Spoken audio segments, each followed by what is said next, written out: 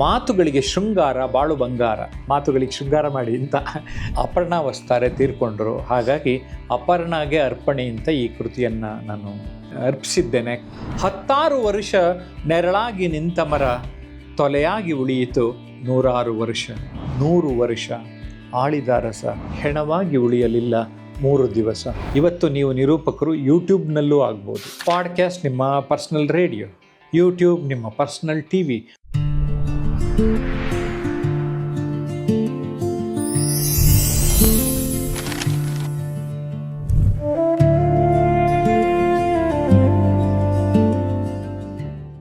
ನಮಸ್ಕಾರ. ಜಯಪ್ರಕಾಶ್ ನಾಗತಿಹಳ್ಳಿ ಮಾರ್ಗದರ್ಶಕ, ತರಬೇತುದಾರ ಅಂತ ಹೇಳ್ತಾರೆ. ಆದರೆ ಹಿಂದೆ ಹೇಳ್ತಾ ಇದ್ರು ಒಬ್ಬ ನಿರೂಪಕ ಅಂತ. ಯಾಕೆಂದರೆ ನಾನು 90ಸಲ್ಲಿ ಸುಮಾರು 1000 ಕಾರ್ಯಕ್ರಮಗಳ ನಿರೂಪಣೆಯನ್ನು ಮಾಡಿದ್ದೇನೆ. ಒಂದೇ ಒಂದನ್ನು ನಾನು ಮಾರ್ಕೆಟಿಂಗ್ ಮಾಡಿಲ್ಲ. ಯಾಕೆ ಹೇಳ್ತಾ ಇದ್ದೀನಿ ಅಂದರೆ, ಕೇವಲ ವರ್ಡ್ ಆಫ್ ಮೌತ್. ನನ್ನ ಒಂದು ಕಾರ್ಯಕ್ರಮದ ನಿರೂಪಣೆ ನೋಡೋರು ಮತ್ತೆ 1-2 ಕಾರ್ಯಕ್ರಮಕ್ಕೆ ಇನ್ಯಾರೋ ಕರೆದಿರೋರು, ಅಲ್ಲಿ ಬಂದಿರೋರು, ನನ್ನ ನಂಬರ್ ತೊಗೊಂಡಿರೋರು, ಕಾಂಟ್ಯಾಕ್ಟ್ ಮಾಡಿರೋರು. ಒಂಥರ ಖುಷಿಯಾಗುತ್ತೆ, ಒಂಥರ ಥ್ರಿಲ್ ಆಗುತ್ತೆ. ನಾನೊಬ್ಬ ಮಾತುಗಾರ, ಭಾಷಣಕಾರ ಆಗಿಯೂ ಗುರುತಿಸ್ಕೊಂಡಿದ್ದವ. ಆದರೆ ನಿರೂಪಕ ಅಂತ ಜನ ನೋಡ್ಲಿಕ್ಕೆ ಶುರು ಮಾಡಿದ್ರು. ದೊಡ್ಡ ದೊಡ್ಡ ಕಾರ್ಯಕ್ರಮಗಳಿಗೆ ನನಗೆ ಆಹ್ವಾನವನ್ನು ನೀಡಲಿಕ್ಕೆ ಶುರು ಮಾಡಿದರು. ಸೊ ನಾನು ನುಡಿಗನ್ನಡಿ ಭಾಷಣ ಕೌಶಲ್ಯದ ಬಗ್ಗೆ ಒಂದು ಪುಸ್ತಕ ಬರೆದಿದ್ದೆ. ಸರ್, ನೀವು ನಿರೂಪಕರಾಗಿದ್ದವರು, ನಿರೂಪಣೆಯ ಬಗ್ಗೆ ಅಷ್ಟು ಪುಸ್ತಕಗಳು ಬಂದಿಲ್ಲ, ಸಮಗ್ರವಾಗಿ ಒಂದು ಪುಸ್ತಕ ಕೊಡಬಾರ್ದಾ ಅಂತ ಕೆಲವರು ಕೇಳಿದ್ರು ನಮ್ಮ ಸ್ನೇಹಿತರು. ಅದನ್ನು ನಾನು ಸಕಾರಾತ್ಮಕವಾಗಿ ತೆಗೆದುಕೊಂಡು ಈ ಒಂದು ವ್ಯಾಕ್ಯೂಮ್ ಏನಿತ್ತು ಅದನ್ನು ಫಿಲಪ್ ಮಾಡಿದೆ.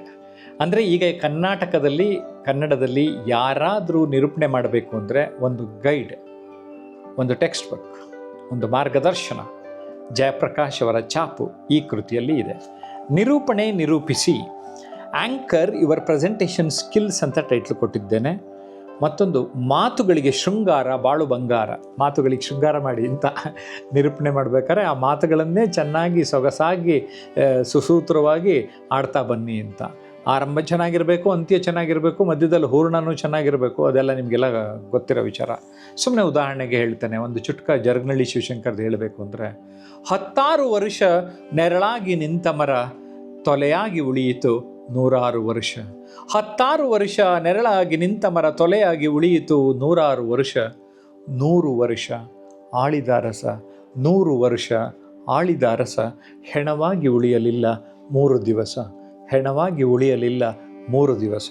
ಸ್ನೇಹಿತರೆ, ನಮ್ಮ ಬಾಳು, ನಮ್ಮ ಬದುಕು ಇಷ್ಟೇ. ಓಕೆ.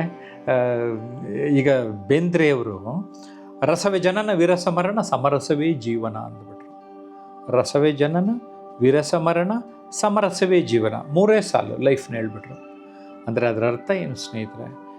ನಮ್ಮ ಅನೇಕ ಹಿರಿಯರು ತಮ್ಮ ಮಾತುಗಳ ಮೂಲಕ, ಕವನಗಳ ಮೂಲಕ ಮಾರ್ಗದರ್ಶನವನ್ನು ನೀಡಿರ್ತಾರೆ.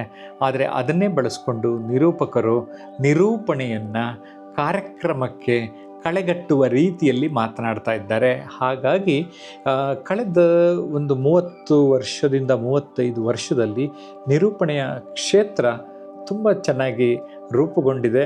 ವೇದಿಕೆಗಳಲ್ಲಿ ನಿರೂಪಕಿ ಬೇಕು ಅಂತ ಜನ ಕೂಡ ನಿರೀಕ್ಷೆ ಮಾಡ್ತಾ ಇದ್ದಾರೆ. ಹಾಗಾಗಿ ಈ ಕ್ಷೇತ್ರ ಆರಂಭಿಕ ಹಂತದಲ್ಲೇ ನಾನು ಇದ್ದದ್ರಿಂದ ಈ ಕೃತಿ ಈ ಕ್ಷೇತ್ರಕ್ಕೆ ನನ್ನ ಕೊಡುಗೆ ಅಂತ ನಾನಾದರೂ ಭಾವಿಸಿದ್ದೇನೆ. ಈ ಪುಸ್ತಕ ಪ್ರಿಂಟ್ ಆಗೋ ಟೈಮಲ್ಲಿ ಅಪರ್ಣಾ ವಸ್ತಾರೆ ತೀರ್ಕೊಂಡ್ರು. ಹಾಗಾಗಿ ಅಪರ್ಣಾಗೆ ಅರ್ಪಣೆ ಅಂತ ಈ ಕೃತಿಯನ್ನು ನಾನು ಅರ್ಪಿಸಿದ್ದೇನೆ. ಕಾರಣ ಏನು ಅಂದರೆ ಸ್ನೇಹಿತರೆ, 90ಸಲ್ಲಿ ನಾನು ಅಪರ್ಣಾ ಒಂದು 25 ಕಾರ್ಯಕ್ರಮ, ದೊಡ್ಡ ದೊಡ್ಡ ಕಾರ್ಯಕ್ರಮಗಳನ್ನು ನಿರೂಪಣೆ ಮಾಡಿದ್ವಿ ಒಟ್ಟಿಗೆ. ಆಕೆ ನನಗೆ ಒಂದು ರೀತಿ ಸ್ನೇಹಿತೆಯಾಗಿ ಪರಿಚಯ ಆಗಿದ್ದವರು. ನಾನು ಏನು ಮಾಡಿದ್ದೇನೆ, ನನ್ನ ಅನುಭವವನ್ನು ಮೊದಲನೇ ಭಾಗದಲ್ಲಿ ಹೇಳಿದರೆ, 2ನೇ ಭಾಗದಲ್ಲಿ ಸಂದರ್ಶನಗಳ ಆಧಾರದಲ್ಲಿ ನೀಡಿದ್ದೇನೆ. 3ನೇ ಭಾಗದಲ್ಲಿ ನನ್ನ ಸ್ನೇಹಿತರು 35 ನಿರೂಪಕರು, ಅದು ರೇಡಿಯೋಲಾಗಿರ್ಬೋದು, ದೂರದರ್ಶನದಲ್ಲಾಗಿರ್ಬೋದು, ವೇದಿಕೆನಲ್ಲಾಗಿರ್ಬೋದು, ಅವರವರ ಅನುಭವವನ್ನು 35 ಜನ ಕಟ್ಕೊಟ್ಟಿದ್ದಾರೆ. ಹಾಗಾಗಿ ಸ್ವಲ್ಪ ದಪ್ಪ ಪುಸ್ತಕ ಇದು. ಓಕೆ. ಕೇವಲ ಆದರೆ ಬೆಲೆ 340 ಅಷ್ಟೇ. ಸಪ್ನಾ ಬುಕ್ ಹೌಸ್ ಪಬ್ಲಿಷ್ ಮಾಡಿದೆ. ಆದರೆ ನೀವು ಇದನ್ನು ಓದಿದಾಗ ಒಂದು ಸಂಪೂರ್ಣ ಕಲ್ಪನೆ ಬರ್ತದೆ. ಯಾಕೆಂದರೆ ದೂರದರ್ಶನ ಅಲ್ಲದೆ ಖಾಸಗಿ ಚಾನಲ್ ಅವರ ಅನುಭವನೂ ಹಾಕಿದ್ದೇನೆ ನಾನು. ಖಾಸಗಿ ಚಾನಲ್ ಹೇಗೆ ಫಂಕ್ಷನ್ ಮಾಡುತ್ತೆ, ಅಲ್ಲಿಯೂ ಪಾಸಿಟಿವ್ ಅಲ್ಲಿಯೂ ನೆಗೆಟಿವ್ ಹೇಗಿರುತ್ತೆ ಎಲ್ಲನೂ ದಾಖಲೆ ಮಾಡಿಬಿಟ್ಟಿದ್ದೀನಿ. ಅಂದಮೇಲೆ ನೀವು ನಿರೂಪಕರಾಗಬೇಕು. ಇವತ್ತು ನೀವು ನಿರೂಪಕರು ಯೂಟ್ಯೂಬ್ನಲ್ಲೂ ಆಗ್ಬೋದು, ಯೂಟ್ಯೂಬ್ ವಿಡಿಯೋಗಳನ್ನು ಕೂಡ ಮಾಡ್ಬೋದು. ನಾವಾದರೂ ಅವಾಗ ರೇಡಿಯೋಲಿ ಬೇಕು ಅಂದರೆ ರೇಡಿಯೋಗೆ ಹೋಗ್ಬೇಕಾಗಿತ್ತು, ವಿಡಿಯೋ ಬೇಕು ಅಂದರೆ ಟಿ ವಿಗೆ ಹೋಗ್ಬೇಕಾಗಿತ್ತು. ಇವಾಗ ನಿಮ್ಮ ಮೊಬೈಲಲ್ಲೇ ವಿಡಿಯೋ ಮಾಡ್ಕೋಬೋದು. ಕ್ಯಾಮ್ರಾಗಳಂತೂ ಎಷ್ಟೊಂದು ಥರ ಕ್ಯಾಮ್ರಾ ಬಂದಿದೆ. ಅಷ್ಟೇ ಅಲ್ಲ, ರೇಡಿಯೋ, ಪಾಡ್ಕ್ಯಾಸ್ಟ್ ನಿಮ್ಮ ಪರ್ಸ್ನಲ್ ರೇಡಿಯೋ, ಯೂಟ್ಯೂಬ್ ನಿಮ್ಮ ಪರ್ಸ್ನಲ್ ಟಿ ವಿ ಮಾಡಿಕೊಂಡು ಮಿಂಚೋದಕ್ಕೂ ಸ್ಕೋಪ್ ಇದೆಯಲ್ಲ ಸ್ನೇಹಿತರೆ. ಹಾಗಾಗಿ ಆ ಆಡೋ ಮಾತನ್ನು ಚೆನ್ನಾಗಿ ಆಡೋದು ಹೆಂಗೆ ಗೈಡ್ ಮಾಡುತ್ತೆ. ಸೊ ಆ ಗೈಡೆನ್ಸ್ನ ನೀವೆಲ್ಲರೂ ಪಡಿಬೇಕು ಅನ್ನೋದು ನನ್ನ ಹಾರೈಕೆ. Thank you very much.